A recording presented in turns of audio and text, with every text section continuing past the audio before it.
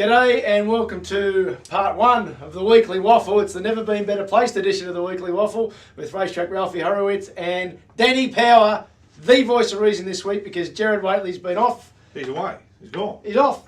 He's left me. He left me in charge. Yeah, so he's passed the baton. Where's he going, Royal Ascot? Probably. Black Caviar's not running there. He's just going there to check. He's just going to call it. Go to call it. And yep, this time 12 months ago, I was watching Frankel. No, this time 12 months ago, they were telling us, the embedded media, Clarkey and pre-holiday, everybody else, Jared, how well she was going. Never been better placed. Never been better placed. So we'll talk about. Hasn't left a note. Hasn't worked better. How'd she go? Fell in. And what have we found out? Yeah, Black Caviar. She was lucky she was alive. Hadn't eaten in 6 months. Now we'll review Moonee Valley. We saw him well on the Racetrack Ralphy app. Should have got you $4.49 worth if you download it. Race 1, Dan. You know I've got a desk opposite Dan's, and when I watched the replay Prince Arata at Ballarat, you know that the desk just. Oh, it did tilt. It tilted. It's a good horse. It was a tilt. It's a good horse. So I declared this as a maximum unit bet on the Friday, and that's what I'm trying to push out. If I can see some overs. So the operation was a success in this occasion, and the patient lived. It's a good horse. Very good. There was a little bit of Atlantic Jewel about the win. Atlantic Jewel? When I first started at Moonee Valley, just circled the field, whoosh. Very, very promising. Look, this is winter form. Yep. But even when a horse is superior in the winter, we've seen history shows at Weekend Hustler and others, you know, when they dominate a winter race, they can take the next step. And you've got to take Tony Vassell on. He can get a good horse, and he doesn't label he's not a spruiker. Ordinary horses. Yeah, he's not a spruiker. When he says this horse is probably as good as Arata, son, the horse's father, let's take him on trust there. It actually reminded me of a stablemate of Atlantic Jewel, Who Begot You, because it did the same type of thing. It was a synthetic win, but it would come off a Geelong win, straight to a Moonee Valley 1200, crapped in, and actually the third horse was Hard to Dream. So it does show you can progress from this time of year. Don't get excited about all of them, but when something does something like that. The other big tick for mine was Stevie Arnold. If you saw the head on TVN, gave a bit of a buck jump coming out. That's a horseman. Just didn't move on it. And those who thought, at the 600, because of its position, they were worried. I just looked at S. Arnold. He hadn't moved. I thought, it'll win. Horses that can sustain long sprints like that, even against ordinary opposition, because they're still running. They didn't go hard, and they hummed home. For Moonee Valley, 35.70 or something, I think Vince Accardi got them, which was a bit slower than the real. But or Vince is the real and there's the unreal. 30, like he's probably run. What does he run? 30. It was more the pickup speed that he showed between the 600 and the 200. By then he had him covered and he just ambled home. Yeah. But Boa, the second horse, it'll win next start. Boa? Yeah. What about Boar? That'll do. Boer War. B-O-E-R. Wasn't the Boa War? No, that's a Boa Constrictor. No. It was one of the early 50s. It was a Cremeen. Cremeen. I'm trying to get on I'm trying to get on the Clive Palmer ticket. Yeah, you're a big chance. You got to say Arcs. Hey, race 2 got it completely wrong because I like Mr. Make Believe. Yeah. Now Jake Duffy. Maybe if Jay Pike rode it, still would have got beaten. But son, you got to get someone to help you with your form. Why you want to explode your horse out of the barriers and try and lead Tackleberry, who's naturally a 5 length quicker horse than you, was illogical. And all we want. I understand if kids coming through. I understand if you haven't got the skill set, but we want to see some kind of brain above your head. Yeah, but he might have been told by the Moody stable to lead. Maybe I knew that he wasn't. So it and ZI Knight, then ZI Knight goes the quiet run that doesn't suit it. It's out of the race. They flew. The sweepers got into it, and DB9 got the money. Knight was funny because he was bolting on the turn. Yeah. The split sort of came, he couldn't go through. But he hasn't got pickup speed, and that's 3 times Brad Willer's ridden him. And in fairness, Brendan McCartney saying, I like that. When he's been at his best, and who knows if he's declining as he gets older, ZI Knight, but Danny Nicklick used to be aggressive out of the stalls with him, and he'd highball and break the others up. Just get him onto a rhythm, he can't pick up. He showed it again. I thought the winner was pretty good, DB9. Just read my suggested bet for race 3, please. Bloomingdale Miss? Yeah, lock in. Lock in, Bloomingdale Miss, Nadine Lass. And Nadine Lass.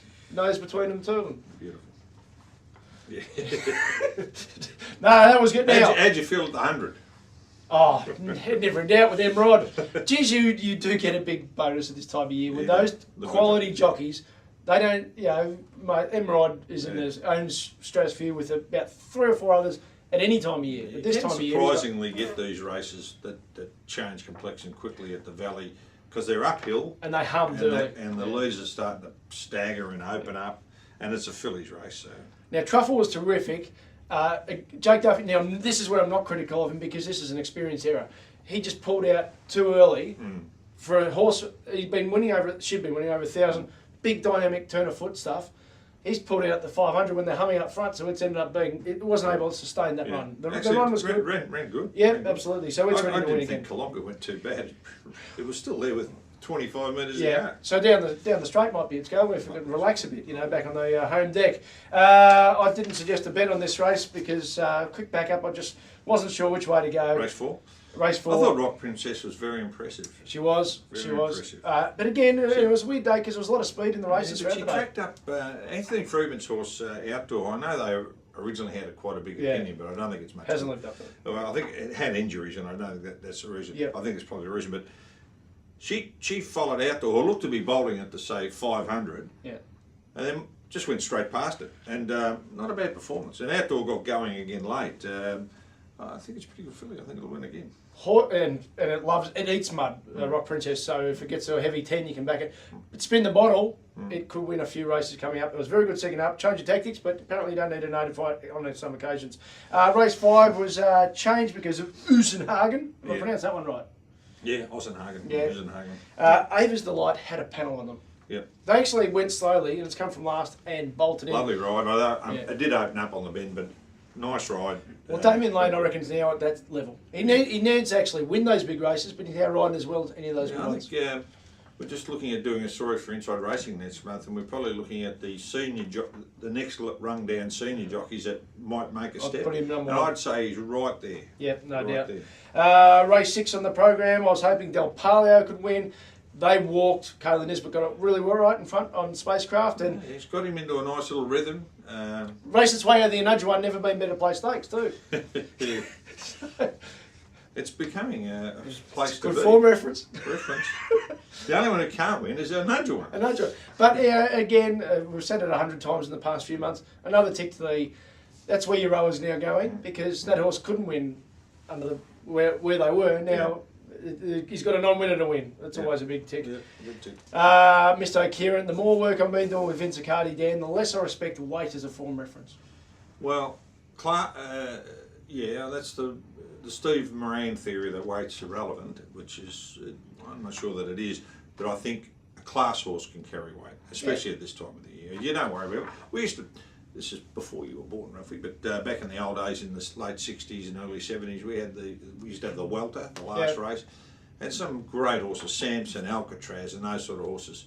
They'd lump 10 stone consistently. You put them in an open handicap where they'd have a stone less, and they wouldn't necessarily compete. Yeah. But that class edge under handicap conditions, he's got the folding gear form line.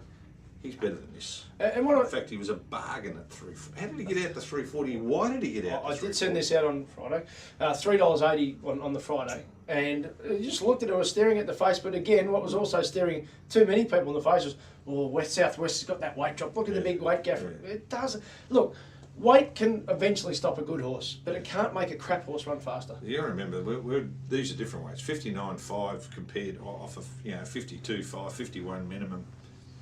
54 minimum, it's nothing. It's 5 kilos. And in addition, at this time of year, the old thing about, I'll take weight off because of the heavy tracks, Moonee Valley, Flemington, Caulfield are so well draining now that, I mean, no one would have expected a dead track on Wednesday when it was bucking down Melbourne. So what you ended up getting is, on good surfaces, it doesn't slow the horse down. I think the second horse, Define Largo, went flying. It's going great. And then the last race, it became just a mad speed pressure battle and draw forward. The track specialist won, super ride Luke Nolan. Again, you got the good jockeys there running the trifecta with Lane on Royal Bender. Mel, Capital Commander was huge because it got into that bun fight. They decided to take it on. Well, it was coming again on the line. Probably should have let him go, but I can understand. It's one-dimensional. It is very one-dimensional. There's one half length in front of it, and there's one half length again in front of it. So it's niggle, just to hold. Probably should have let him go. Yeah. And Mosadivu missed the start 3 or 4 lengths. Just ran up behind him on the. He was still tailed off at the 600, and probably should have finished right with him. And it's better at 1400. It's ready. It'll win second up, Mossy Davis. So there you go. That's the weekly waffle. We got it right. Hopefully we get it right again next week. And in segment 2, we do Is Yours.